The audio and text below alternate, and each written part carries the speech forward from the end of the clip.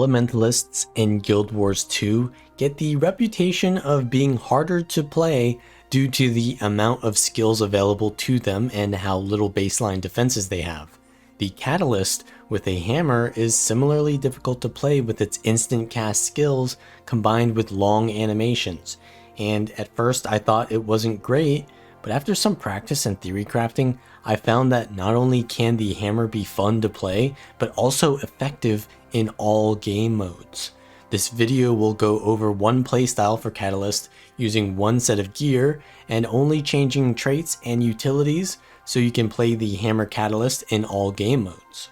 I'll be detailing how the hammer playstyle works as simply as possible so you can understand the decisions I make based on those priorities. It can provide many boons to allies, making it great for solo and team play, but also can have high ramping damage with the hammer skills. This is the Astronomer Catalyst. If this video helps you, then consider liking it, subscribing for more, sharing it to others, and clicking the links in the description to support me further. Now, let's start off by detailing the basic mechanics of the Catalyst. Elemental Empowerment gives a percentage of your stats increase per stack going up to 10%. You get 3 stacks passively, and then some traits will give more. However, we won't be using any of those traits except for Elemental Epitome. This grants you an aura based on the attunement you are in whenever you complete a combo finisher inside a combo field, and a stack of Elemental Empowerment. Earth gives Magnetic Aura, which reflects projectiles. Water gives a Frost Aura, which reduces damage taken and chills enemies that hit you. Fire will give a Fire Aura, which burns enemies and gives you might when hit. And air gives Shocking Aura, which stuns enemies that hit you in melee range. With attunement swapping, you can manage which aura you get by swapping before your combo finisher completes, allowing many choices for combos. In larger scale fights, there will be many combo fields all over the place for you to easily combo with, but as a Catalyst, you will also be able to provide yourself many fields to finish in due to the Jade Sphere.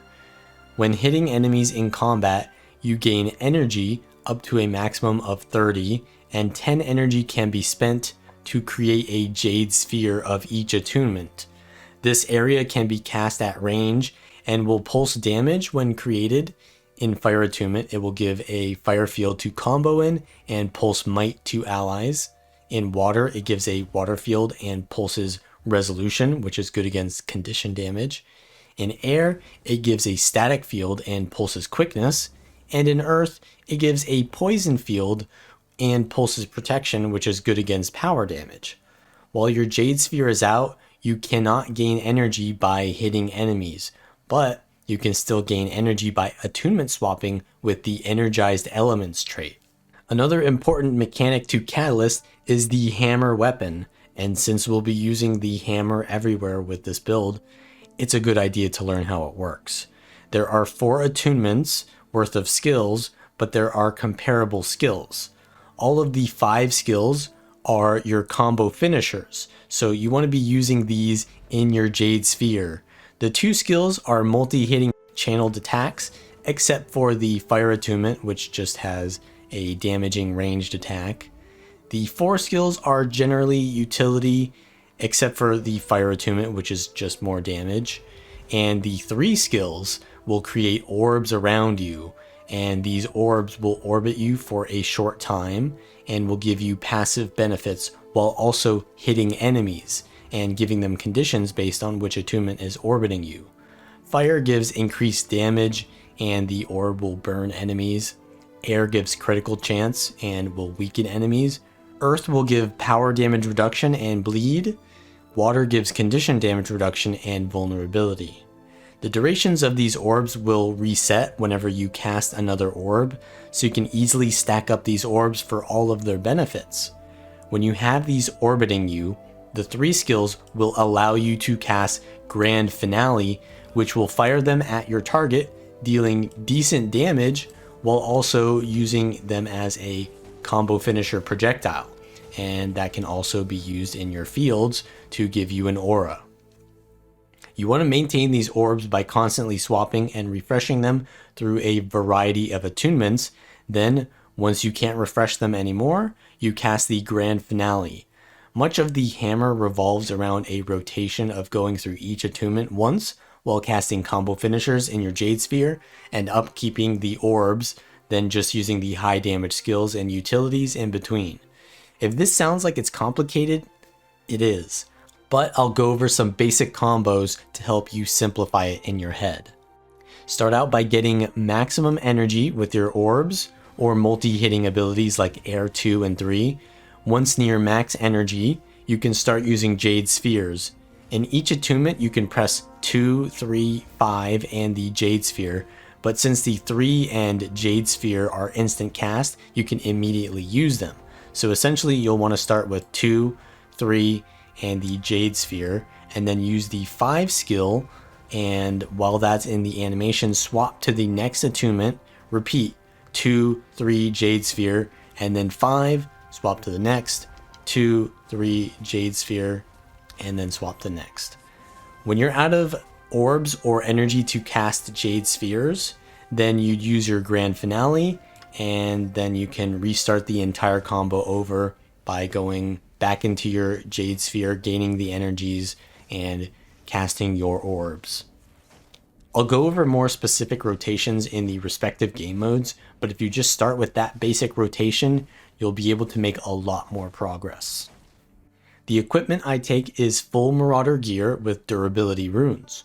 The added health and toughness from this combination will help prevent you from becoming another Ellie downstate meme, and the boon duration is useful since you'll be dishing out a wide assortment of boons to yourself and your allies. I use a Diviner Hammer because a little extra boon duration is nice, and I feel that the extra vitality and precision are not needed with the rest of the gear being Marauder. Take a Cleansing Sigil, which will remove conditions when you swap attunements, and then you can decide between two choices for the second sigil. If you do more PvE, then go for a Force Sigil for the most damage increase. If you do more World versus World, then go for an Air Sigil, which can trigger on many of the small packets of damage you have, which can crit. For PvE, the traits I take are Air and Arcane. Go for all the damage modifiers and then Fresh Air, which will reduce the cooldown of your Air attunement whenever you crit outside of Air attunement. You also gain a Ferocity buff shortly after going into Air attunement, so you can coordinate bursts by using them and then swapping into Air attunement. Take Arcane Restoration and Final Shielding for some extra sustain, and then go Bountiful Power for 2% more damage for every boon you have on you. You also gain more boon duration and plenty of boons when you swap attunements.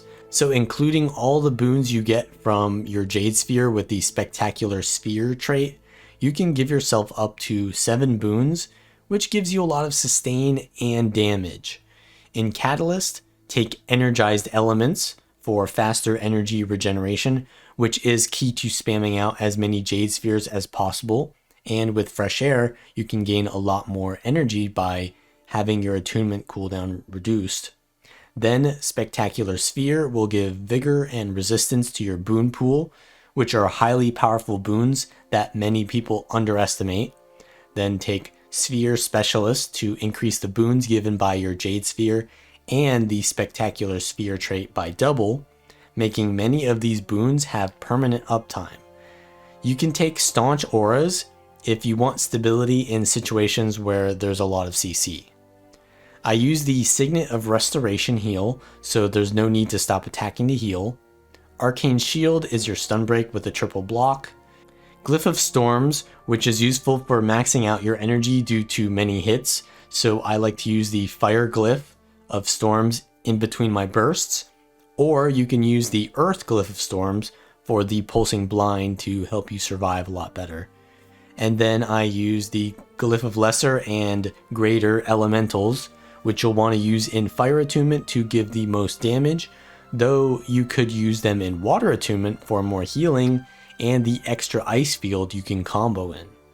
When solo, you can place your spheres in between you and your summoned elementals to give them all the boons you gain, making them more powerful and keeping them alive. The Jade Spheres also do great damage in PvE, so you'll want to make sure that they overlap your enemies and your elementals. I like to start out summoning all of my fire elementals, then using the Glyph of Storms in fire, and using all of the fire 2, 3, and 4 skills. You want to make sure that you land your fire 4 in the middle of the enemy, because it does a triple hit if they all overlap. You can see if it was done by the triple burn.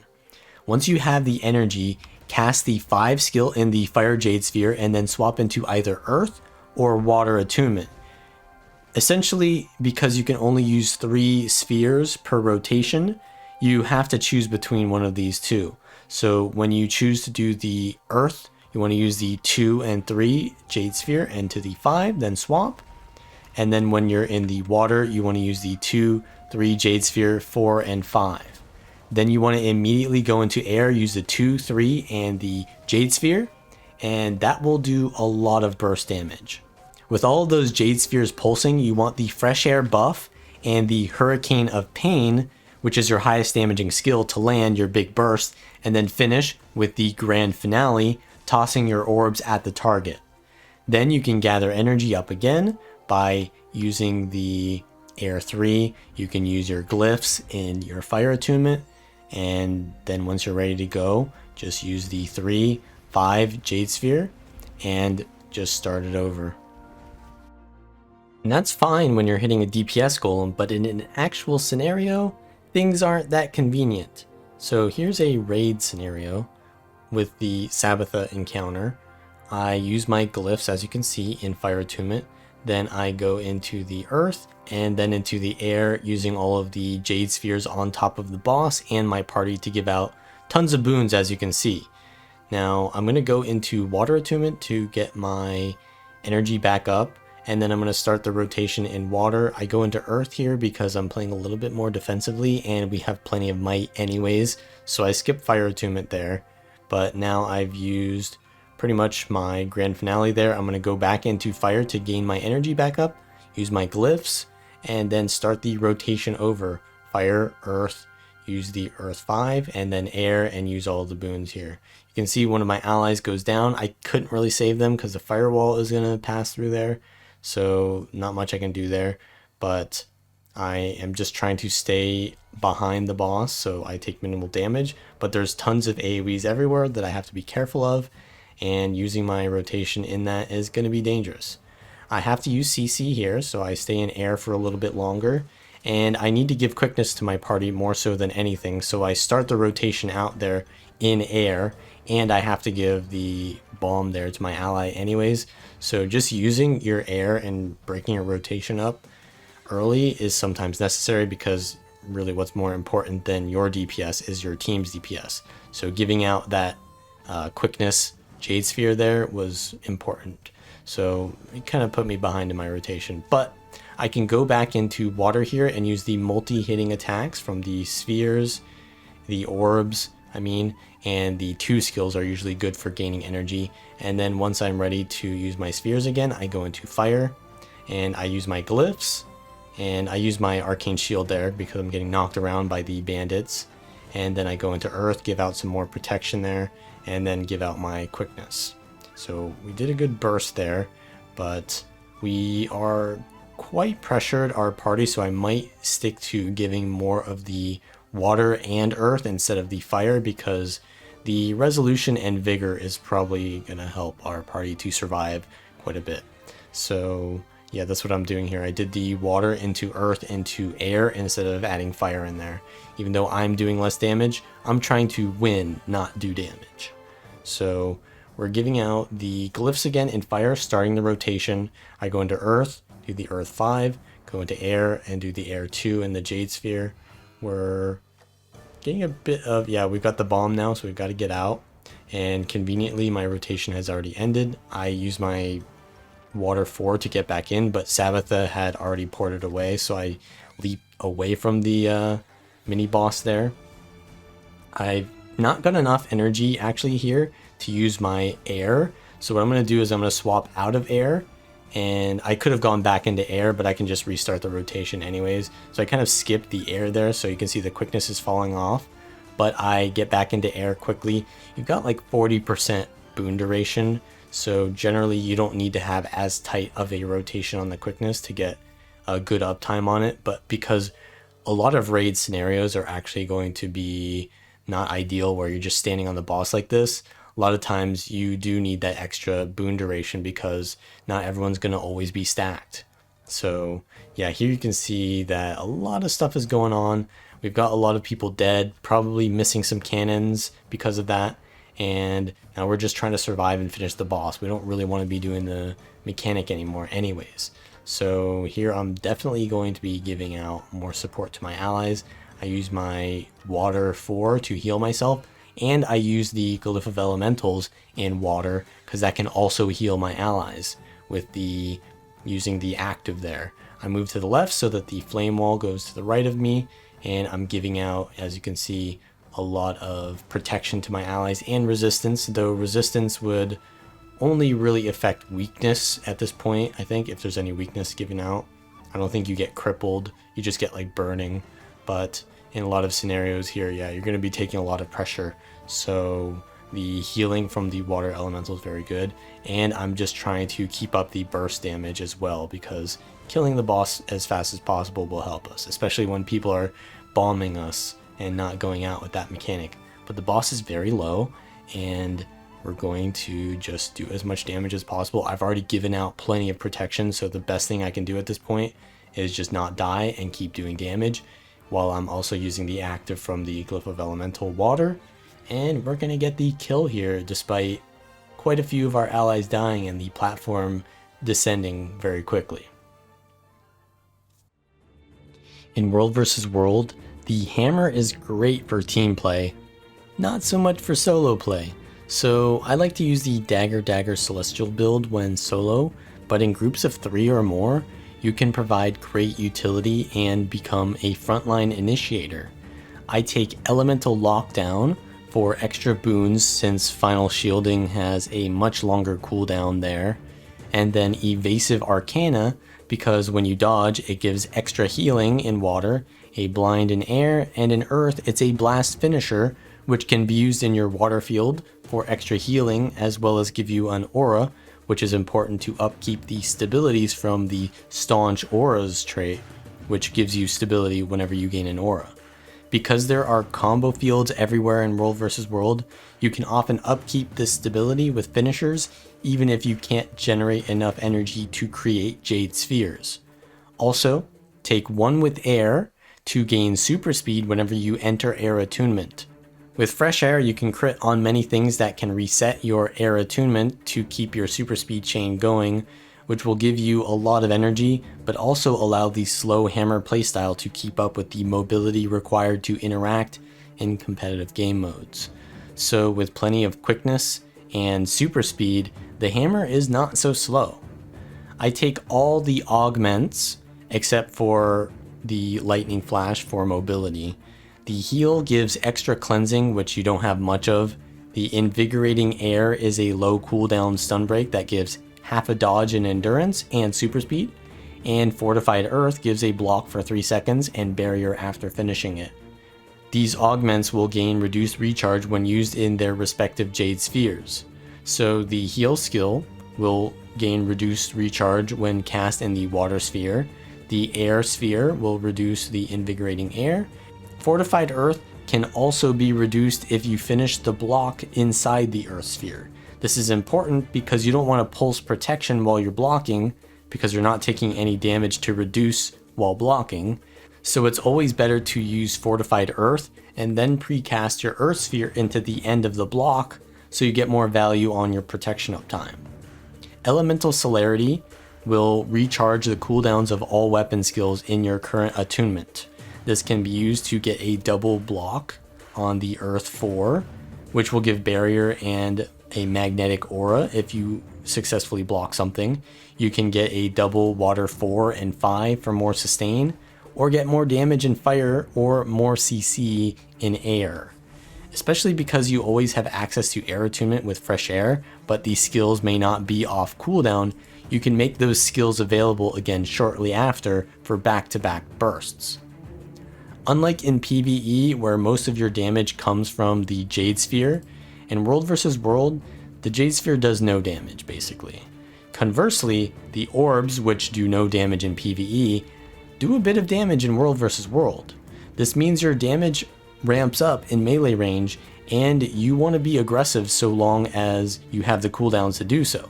However, being in melee range is inherently risky, and every situation is different, so you won't have one single rotation here. Generally, you should open with the Earth 4 to get barrier, magnetic aura, and stability if you successfully block something, and then put out your Earth Jade Sphere and first orb. Alternatively, if the Earth 4 is on cooldown, you can dodge into your Earth Jade Sphere, and due to Evasive Arcana, that would also give you a magnetic field. You can go for the Earth 5 to immobilize, but it's unlikely to land at the start of a fight. If you do land that immobilize, you can immediately swap into air and use the Air 2 Hurricane of Pain while they're stuck there. If it misses, you can go into fire instead and use the 2 and 4 skills at range. The 2 requires you to face the target, so prioritize using that while you are moving towards the enemy, and the 4 while you're moving away from the enemy. The 5 skill does good damage, but the combo finisher is not best spent on a fire aura. What I would do is precast the Fire 5 into the Water Jade Sphere for the extra blast healing. From there, you can use the Water 4 for another blast finisher to heal if you need the sustain. Always cast your orb when going into an attunement to keep those ramping up. They can hit for a decent amount of damage, and when all 4 are up, they can easily add 1 to 1,500 damage a second to your target. Not to mention, all of these orbs are making Aegis and Blind virtually non-existent against you. When you've got a few of these orbs rolling or have baited some cooldowns, you can go into air and use the 4 to knock back, and then use Hurricane of Pain with the Jade Sphere on yourself to speed up that burst. Once the enemy gets out of your Hurricane of Pain, they'll probably dodge. This is when you want to use the Air 5 or Grand Finale through your Jade Sphere to get Shocking Aura, which you can then play more aggressively in, because if you're in melee range, then they'll stun themselves. At any point in time, you can just go into the Air Attunement to gain super speed, to kite, or to add more burst to any specific skill, because Air Attunement has virtually no cooldown. Don't hesitate to go into it multiple times before you intend to go for a big burst.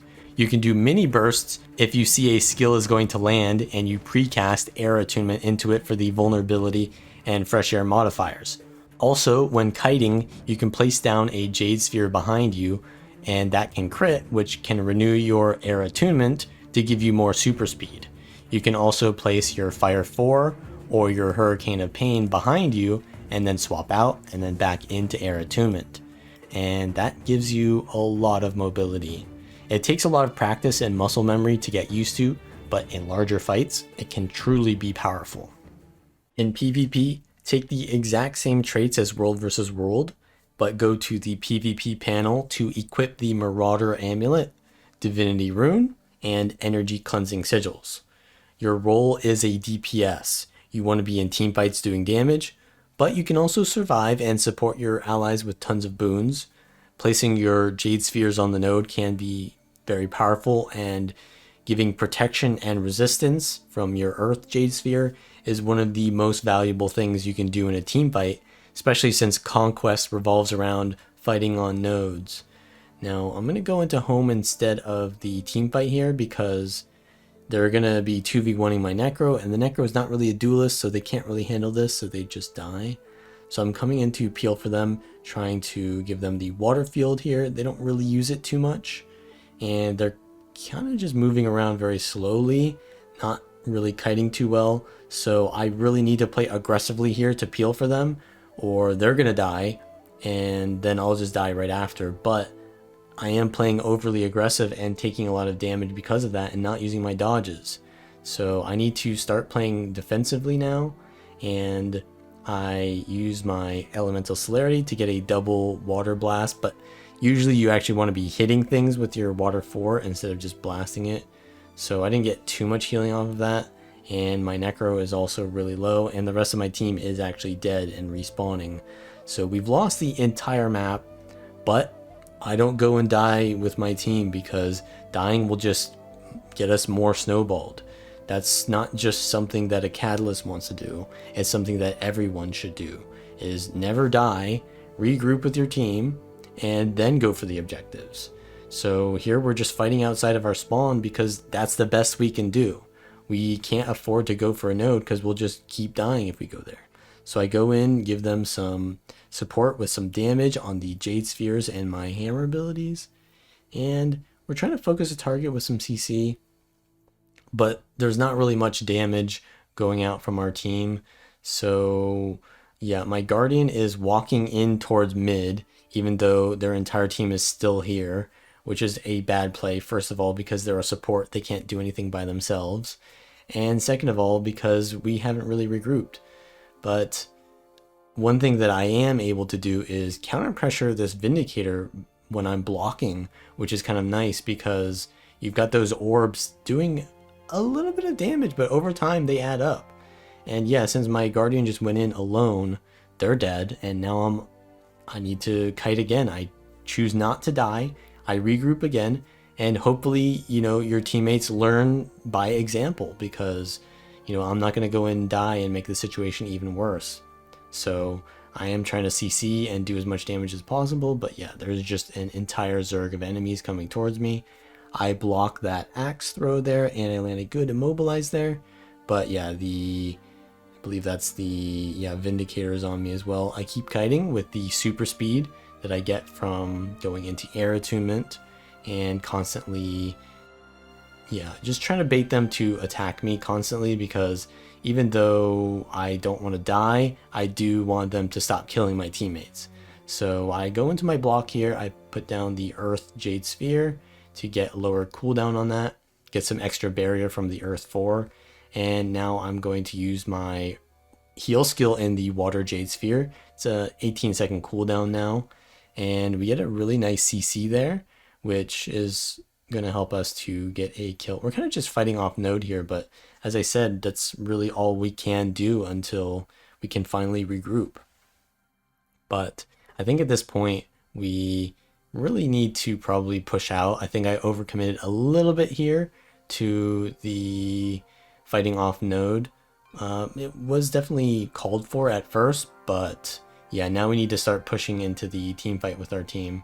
And their Vindicator is taking a lot of damage. They ate my Fire Burst there, and they're forced off, but they're kiting very well, unlike my teammates were.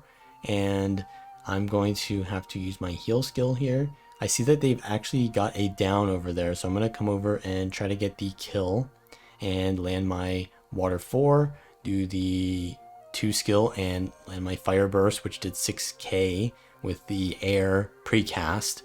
And that's going to rally my team, and now we can get more kills in this team fight. They're chasing my support Guardian, who is just kind of standing on the node by themselves, and because of that, they're not able to support me in cleaving this down body. I use the double air to CC them with the 4 skill, and I use a Hurricane of Pain, my Water 4 into the Water Jade Sphere, and that gives me enough sustain to keep cleaving that downstate body there with all those minions cleaving me. And now we've got kills.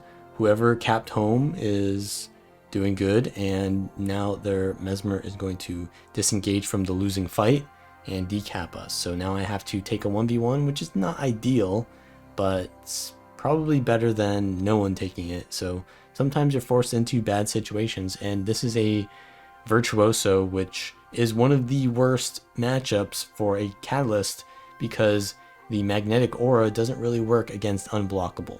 So I really don't want to be fighting that. So I'm looking around. My team is in the area, so this is kind of good. I heal off of that clone using the Water 4, which is really nice. Heals for like 4k. And we get a nice CC on the Bladesworn there in their heal skill. But I am taking more pressure because the Virtuoso keeps focusing me. So I'm kiting off, just using line of sight to just survive long enough till I can get my heal skill. I see that my support guard is kind of AFK on mid, not ideal, and my Revenant is outnumbered at far. So instead of going to help them at far because it's so far away, I'm going to go for the buff. And the sword buff is pretty useful, especially when you're a DPS player. So we get that, and then I'm going to probably head to far to help my Revenant peel out their Mesmer, which is very low already from that outnumbered situation. We're outnumbering them, is just going to be an easy pick there. But yeah, I want to head into far to help my Revenant survive.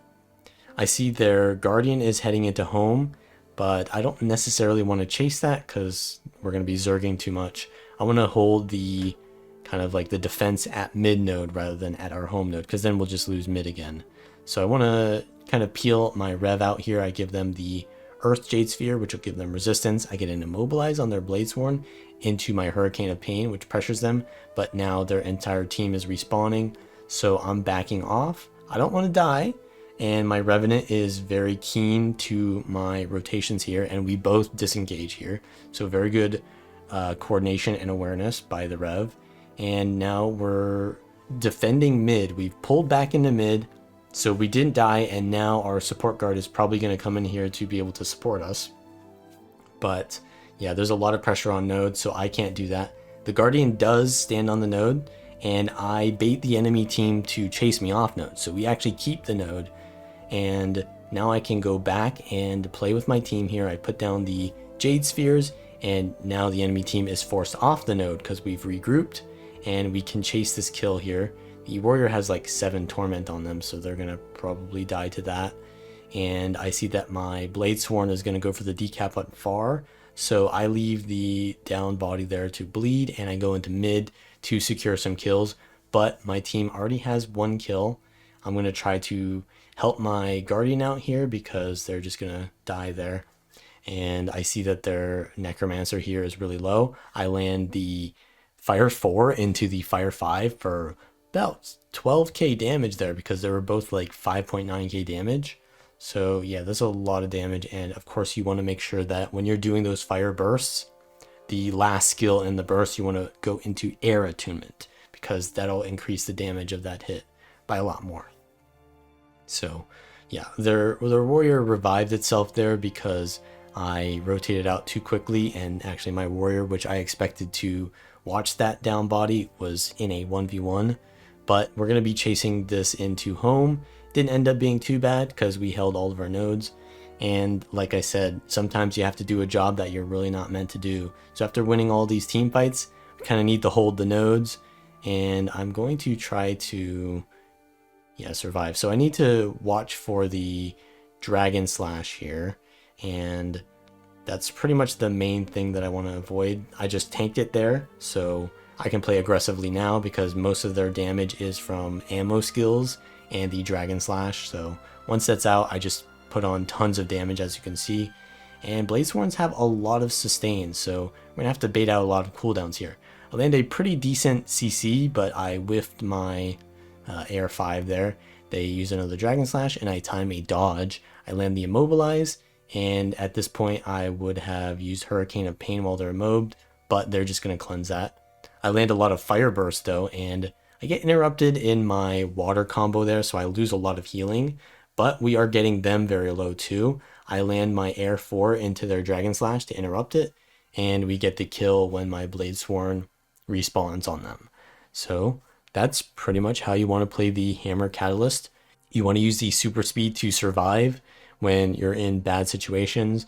Use the Earth to give yourself resistance and protection, and support your team by giving them boons, and use those finishers to have a huge value in team fights.